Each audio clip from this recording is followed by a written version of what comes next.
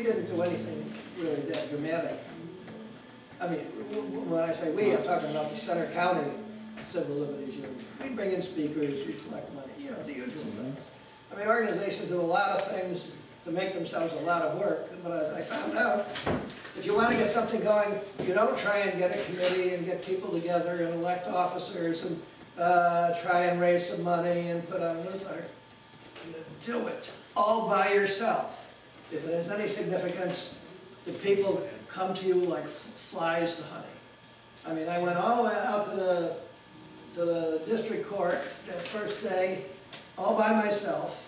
I was alone. Actually, Biles showed up to take pictures. I didn't even know who he was.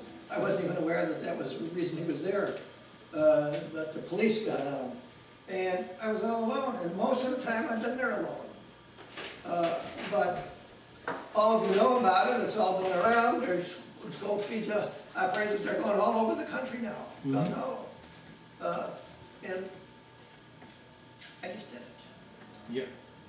That's the thing. You just do it. Now, I have certain advantages, and first of all, I've got an enormous amount of experience of this sort of thing.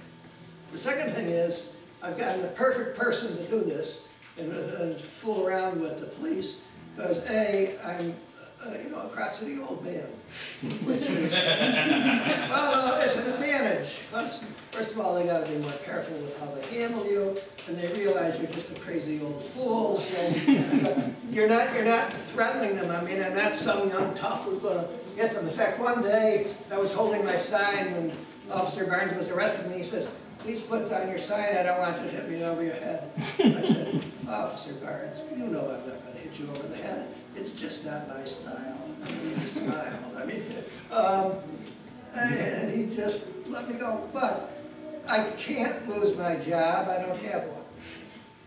They can't destroy my future. I don't have one. They can't take away my house. I don't own one. They can't take away my car. I don't own one. What can they do to me? They could put me into prison and feed me. My wife is trying to get me into an old age home and pay a fortune. I tell her, it's ridiculous. Let the police get me. You get free medical care. I get health club for an hour every day.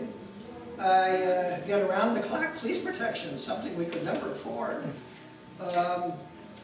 The people I meet there are more interesting than I would in the old home.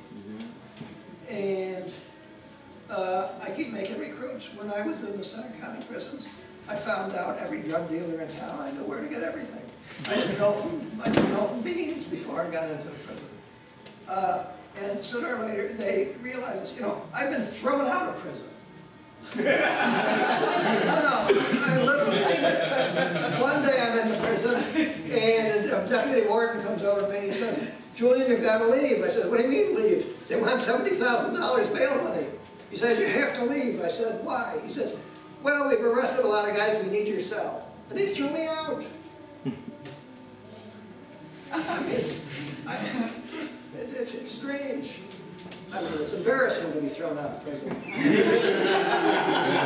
We're releasing Julian Heicklen to make room for pot-smoking Grateful Dead fans. But, you know, I was such a nuisance to the court. I was such a nuisance to the court that the chief judge of the county court finally ordered the police. He actually issued an order that I was never to be arrested and brought into court again. So I had absolute immunity, and in Center County I've got absolute immunity. Of course, if I killed somebody, they can probably reverse that order, but in the meantime, I'm untouchable by the police.